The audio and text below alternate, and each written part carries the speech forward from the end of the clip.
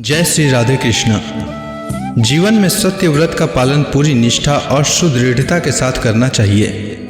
ऐसा न करने पर भगवान न केवल नाराज होते हैं अपितु दंड स्वरूप संपत्ति और बंधु बांधवों के सुख से वंचित भी कर देते हैं।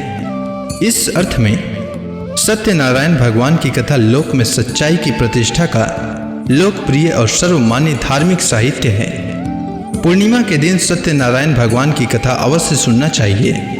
इससे भगवान सत्यनारायण की कृपा सदैव बनी रहती है, साथ ही हर कार्य सफल होता है। पूर्णिमा के दिन संध्या के समय स्नान आदि कर्मों से निवृत्त होकर पूजा स्थल में आसन पर बैठकर श्रद्धापूर्वक श्री गणेश, वरुण, गौरी, विष्णु आदि सभी देवताओं का स्मरण कर पूजन करें तथा संकल्प लें कि मैं सदा सत्यनारायण भगवान की पूजा तथा कथा श्रवण करूंगा।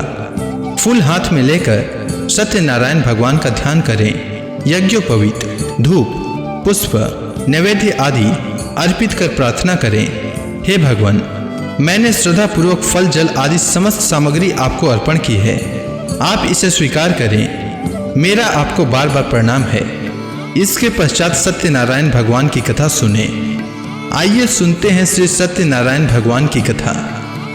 श्री सत्यनारायण व्रत कथा प्रथम अध्याय। महामुनि ऋषि व्यास जी ने कहा, बहुत समय पहले नैमिषारण्य तीर्थ में सौनकादि 88,000 ऋषियों ने पुराण वेता श्री सूत जी से पूछा, हे सूत जी, इस कलयुग में वेद विद्या रहित मनुष्यों को ईश्वर भक्ति किस प्रकार मिलेगी तथा उनका उद्धार कैसे होगा। हे मुनि श्रेष्ठ, कोई ऐसा व्रत अथवा तप बताइए जिसके करने से थोड़े ही समय में पुण्य प्राप्त हो तथा मनोवांछित फल भी मिले। ऐसी कथा सुनने की हमारी बहुत इच्छा है। इस प्रश्न पर शास्त्रों के ज्ञाता श्री सूत जी ने कहा, हे वैष्णव में पूज्य, आप सभी ने प्राणियों के हित एवं कल्याण की बात पूछी है। अब मैं उस श्रेष्ठ व्रत को आप लोगों से कहूँगा जिसे श्रेष्ठ मुनि नारद जी ने श्री लक्ष्मी नारायण भगवान से पूछा था और श्री लक्ष्मी नारायण भगवान ने मुनि श्रेष्ठ नारद जी को बताया था। आप सभी श्रेष्ठ गण इस कथा को ध्यान पूर्वक सुने। मुनि श्रेष्ठ नारद दूसरों के कल्याण हेतु सभी लोकों में घूमते हुए एक समय मृत्यु लोक में आ पहुंचे। यहाँ बहुत सी योनियों में जन्मे प्रायः सभी मनुष्यों को अपने कर्मानुसार अनेक कष्टों में पीड़ित देखकर उनको विचार आया कि किस यत्न के करने से निश्चय ही प्राणियों के कष्टों का निवारण हो सकेगा। मन में ऐसा विचार कर श्री नारद जी विष्णु लोक को गए। वहाँ श्वेत वर्ण और 4 भुजाओं वाले देवों के इस नारायण को, जिनके हाथों में शंख, चक्र, गदा और पद्म थे तथा वरमाला पहने हुए थे, उनको देखकर उनकी स्तुति करने लगे। नारद जी ने कहा, हे भगवान, आप अत्यंत शक्तिवान हैं। मन तथा वाणी भी आपको नहीं पा सकती। आपका आदि मध्य अंत नहीं है। आप निर्गुण स्वरूप सृष्टि के कारण भक्तों के कष्टों को नष्ट करने वाले हो। आपको मेरा सत सत नमन है। नारद जी की इस प्रकार प्रार्थना सुनकर विष्णु भगवान बोले, हे योगी राज, आपके मन में क्या है? आपका किस कार्य हेतु यहाँ आगमन हुआ है?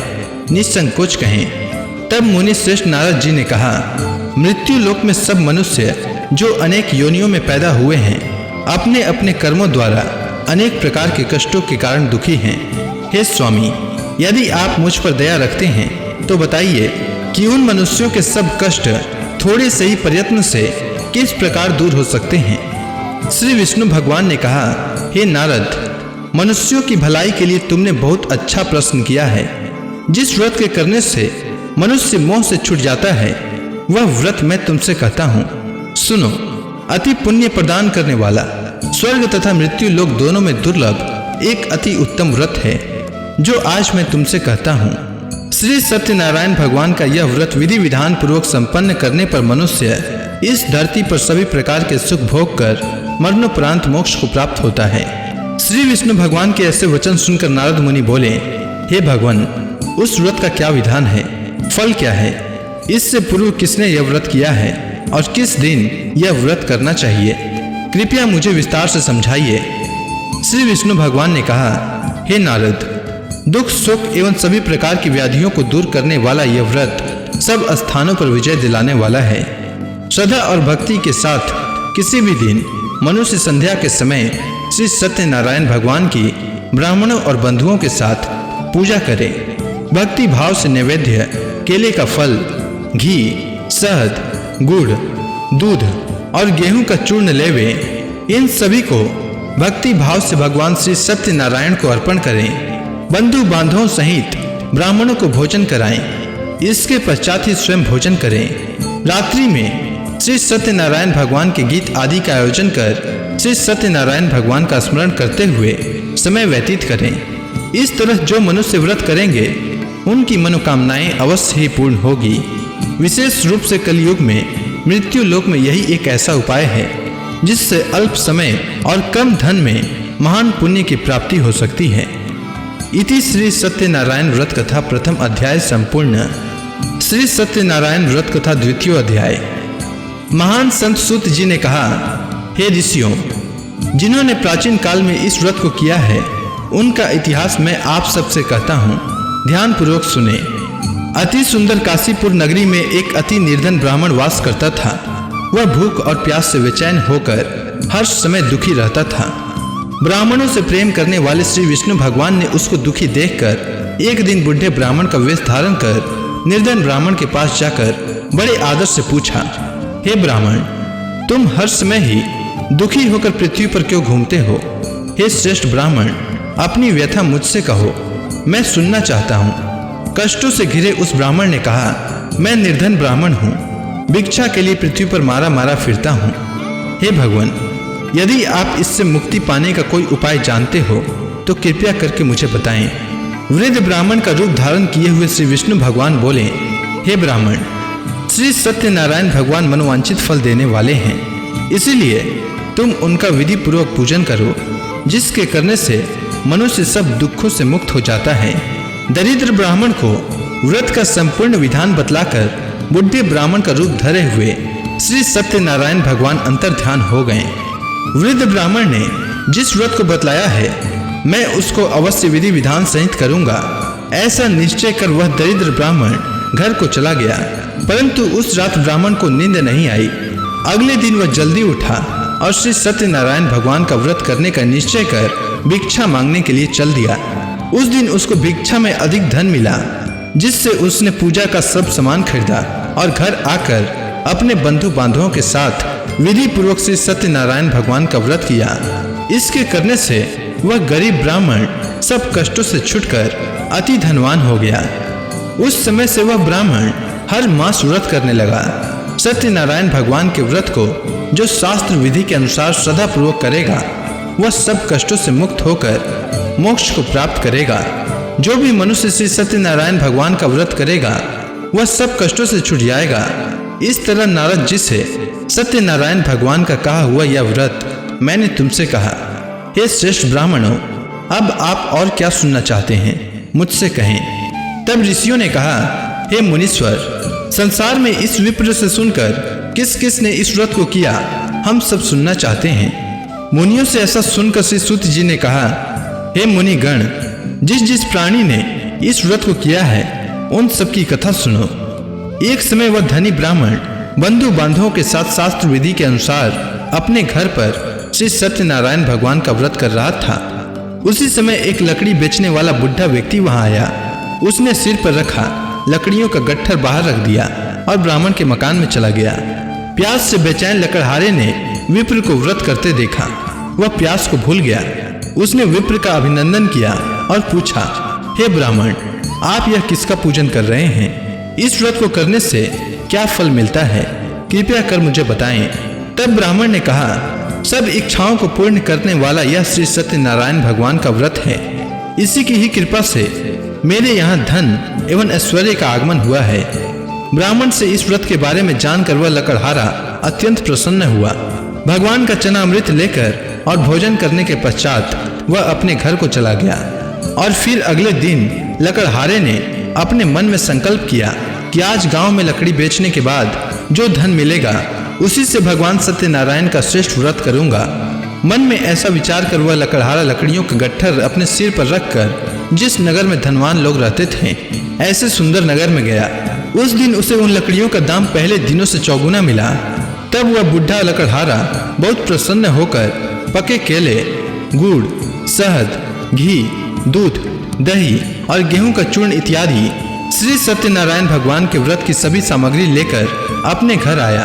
फिर उसने अपने बंधु बांधवों को बुलाकर विधि विधान के साथ भगवान का पूजन एवं व्रत किया।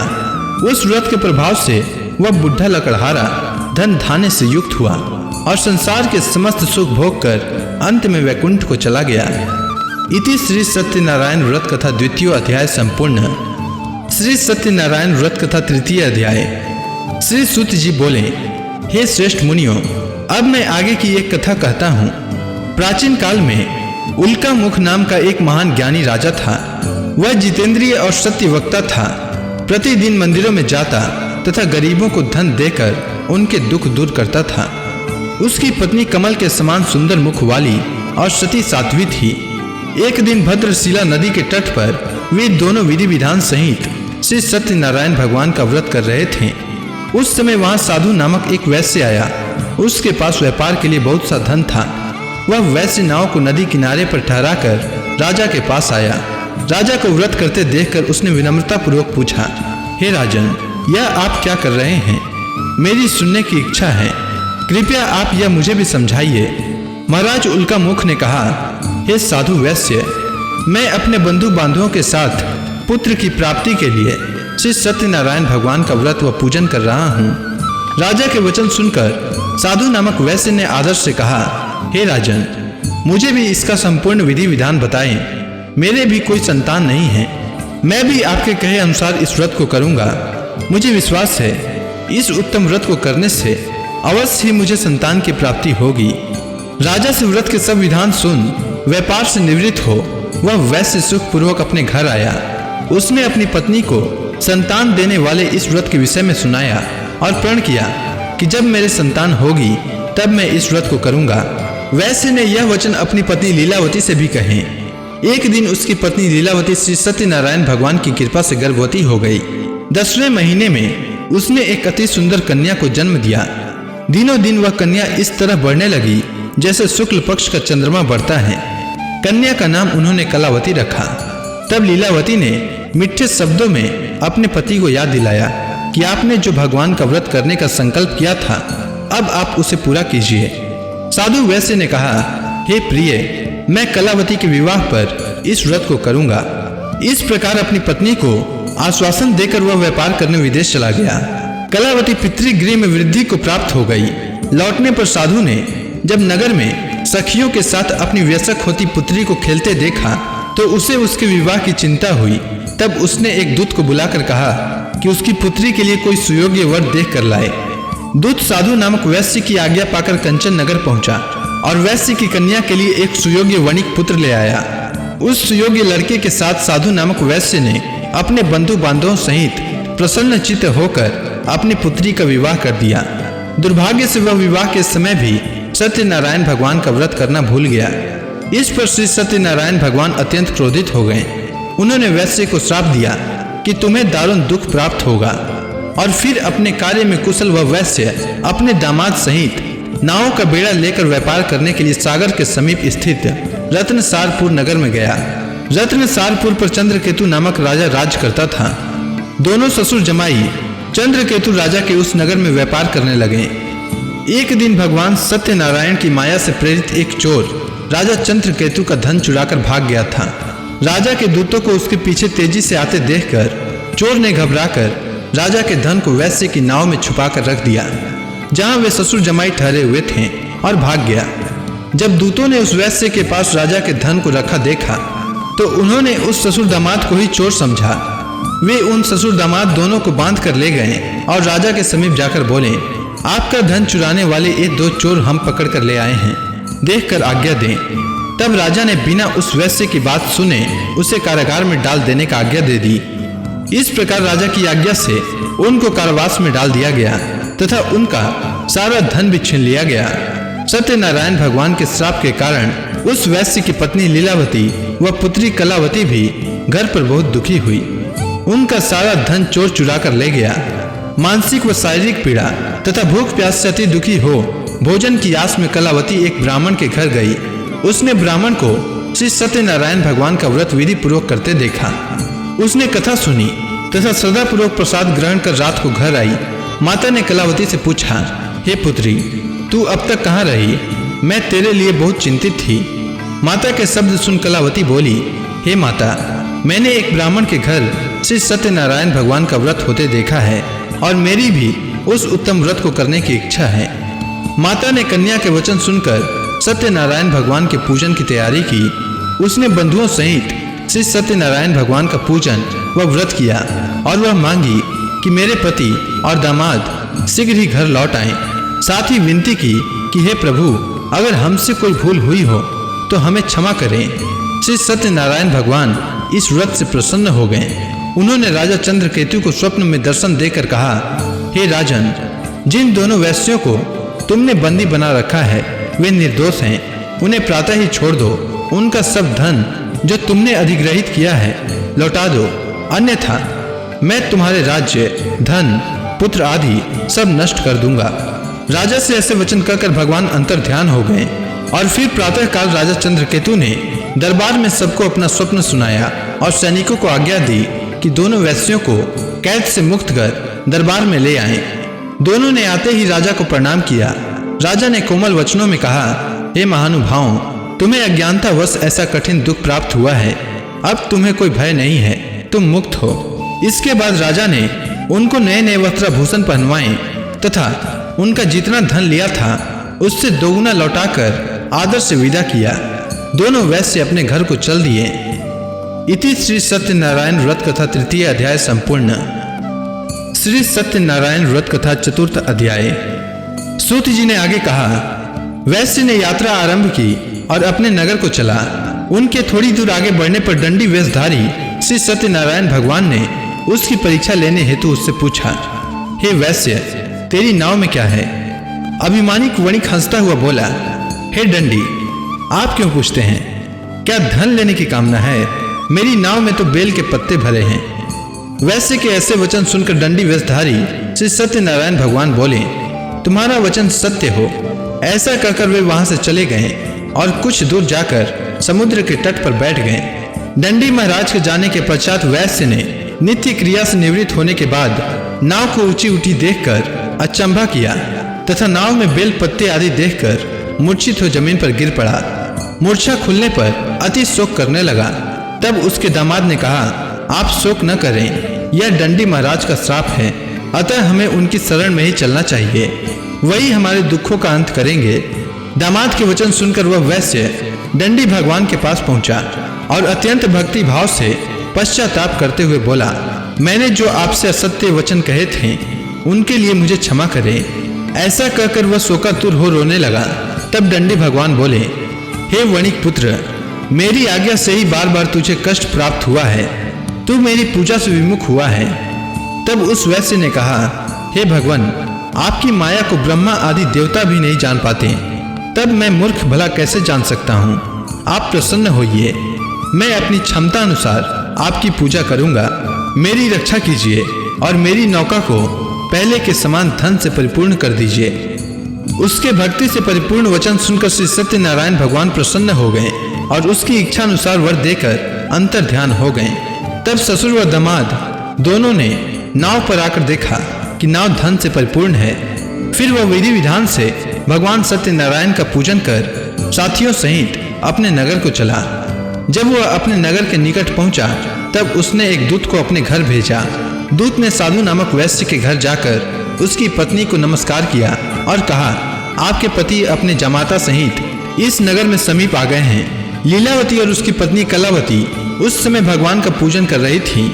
दूत का वचन सुनकर वैश्य की पत्नी ने बड़े हर्ष के साथ सत्यनारायण भगवान का पूजन पूर्ण किया और अपनी पुत्री से कहा, मैं अपने पति के दर्शन को जाती हूँ, तू पूजा पूर्ण कर शीघ्र आ जाना। परंतु कलावती पूजन एवं प्रसाद छोड़कर अपने पति के दर्शन के लिए चली गई। पूजन एवं प्रसाद की अवज्ञा के कारण भगवान सत्यनारायण रुष्ट हो गए। उसके पति को नाव सहित पानी में डुबो दिया। कलावती अपने पति को न पाकर रोती हुई जमीन पर गिर पड़ी। नौका को डूबा हुआ तथा कन्या को रोती हुई देख साधु नामक वैश्य द्रवित हो बोला, हे प्रभु, मुझसे या मेरे परिवार से अज्ञानतावश जो अपराध हुआ है उसे क्षमा करें। उसके ऐसे वचन सुनकर सत्यदेव भगवान प्रसन्न हो गए और आकाशवाणी हुई, हे वैश्य, तेरी पुत्री मेरे प्रसाद छोड़कर आई है, इसलिए इसका पति अदृश्य हुआ है। यदि वह घर जाकर प्रसाद ग्रहण कर लौटे तो इसे इसका पति अवश्य मिलेगा। आकाशवाणी सुनकर कलावती ने घर पहुंचकर प्रसाद ग्रहण किया और फिर आकर अपने पति को पूर्व रूप में पाकर वह अति प्रसन्न हुई तथा उसने अपने पति के दर्शन किए। तत्पश्चात साधु वैश्य ने वहीं बंधु बांधवों सहित सत्यदेव का विधि पूर्वक पूजन किया। वह इस लोक के सभी प्रकार के सुख भोग कर अंत में मोक्ष को प्राप्त हुआ। इति श्री सत्यनारायण व्रत कथा चतुर्थ अध्याय संपूर्ण। श्री सत्यनारायण व्रत कथा पंचम अध्याय। श्री सूत जी बोले, हे ऋषिगण, मैं एक और कथा कहता हूँ, आप सभी ध्यान से सुनो। सदा प्रजा के लिए चिंतित तुंग ध्वज नाम का एक राजा था। उसने भगवान सत्यनारायण का प्रसाद त्याग कर बहुत कष्ट पाया। एक समय राजा वन में वन्य पशुओं को मारकर बड़ के वृक्ष के नीचे आया। वहां उसने ग्वालों को भक्ति भाव से बंधु बांधवों सहित श्री सत्यनारायण भगवान का पूजन करते देखा। परंतु राजा देखकर भी अभिमान के कारण न तो वहां गया और न ही सत्यदेव भगवान को नमस्कार ही किया। जब ग्वालों ने भगवान का प्रसाद उसके सामने रखा तो वह प्रसाद छोड़कर अपने नगर को चला गया। नगर में पहुंचकर उसने देखा कि उसका सारा राज्य नष्ट हो गया है। वह समझ गया कि यह सब भगवान सत्यदेव ने रुष्ट होकर किया है। तब वह वन में वापस गया और ग्वालों के समीप जाकर विधि पूर्वक पूजन कर प्रसाद ग्रहण किया तो सत्यनारायण भगवान की कृपा से सब कुछ पहले जैसा हो गया और लंबे समय तक सुख भोग कर मरणोपरांत वह मोक्ष को प्राप्त हुआ। जो मनुष्य इस श्रेष्ठ दुर्लभ व्रत को करेगा, श्री सत्यनारायण भगवान की कृपा से उसे धन धान्य की कोई कमी नहीं होगी। निर्धन धनी और बंदी बंधनों से मुक्त होकर निर्भय हो जाता है। संतानहीन को संतान प्राप्त होती है तथा सब इच्छाएं पूर्ण कर अंत में वह वैकुंठ धाम को प्राप्त होता है। अब उनके बारे में भी जानिए जिन्होंने पहले इस व्रत को किया। अब उनके दूसरे जन्म की कथा भी सुनिए। सतानंद नामक वृद्ध ब्राह्मण ने सुदामा के रूप में जन्म लेकर श्री कृष्ण की भक्ति एवं सेवा कर वैकुंठ प्राप्त किया। उल्का मुख नामक महाराज राजा दशरथ बने और श्री रंगनाथ का पूजन कर मोक्ष को प्राप्त हुए। साधु नाम के वैश्य ने धर्मात्मा व सत्य प्रतिज्ञ राजा मोरध्वज बनकर अपने पुत्र को आरे से चीरकर वैकुंठ धाम प्राप्त किया। महाराज तुंगध्वज स्वयंभू मनु बने। उन्होंने बहुत से लोगों को भगवान की भक्ति में लीन कराकर वैकुंठ धाम प्राप्त किया। लकड़हारा अपने अगले जन्म में गुह नामक निषाद राज बना, जिसने राम के चरणों की सेवा कर अपने सभी जन्मों को संवार लिया। इति श्री सत्यनारायण व्रत कथा पंचम अध्याय संपूर्ण। तो प्रेम से बोलिए श्री सत्यनारायण भगवान की जय। जय लक्ष्मी रमणा स्वामी, जय लक्ष्मी रमणा। सत्यनारायण स्वामी, सत्यनारायण स्वामी, जनपातक हरणा। जय लक्ष्मी रमणा। रत्न जड़ित सिंहासन अद्भुत छवि राजय। नारद करत निराजन घंटा ध्वनि बाजय। जय लक्ष्मी रमणा। प्रकट भय कलिकारन द्विज को दरस दियो। प्रभु द्विज को दरस दियो। बूढ़ो ब्राह्मण बनकर, बूढ़ो ब्राह्मण बनकर कंचन महल कियो। ओम जय लक्ष्मी रमणा। दुर्बल भील कठारो जिन पर कृपा करी। प्रभु जिन पर कृपा करी। चंद्रचूड़ इक राजा, चंद्रचूड़ इक राजा, जिनकी विपत हरी। जय लक्ष्मी रमणा। वैश्य मनोरथ पायो श्रद्धा तज दिन्हि। प्रभु श्रद्धा तज दिन्हि। सो फल भाग्यो प्रभु जी, सो फल भाग्यो प्रभु जी, फिर स्तुति किन्हि।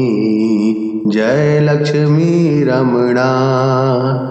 भाव भक्ति के कारण छिन छिन रूप धरयो, प्रभु छिन छिन रूप धरयो। श्रद्धा धारण किन्नी तिनको काज सरयो, जय लक्ष्मी रमणा। ग्वाल बाल संग राजा वन में भक्ति करी, प्रभु वन में भक्ति करी। मन वांछित फल दीना, मन वांछित फल दीना, दीन दयालु हरि, जय लक्ष्मी रमणा। चढ़त प्रसाद सवायो कदली फल मेवा, प्रभु कदली फल मेवा।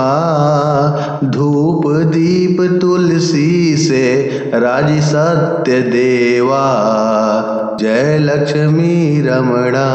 सत्य नारायण जी की आरती जो कोई नर गावे, प्रभु आरती जो कोई नर गावे।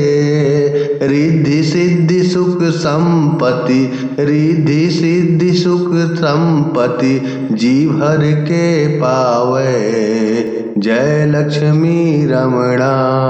प्रेम से बोलिए सत्यनारायण भगवान की जय।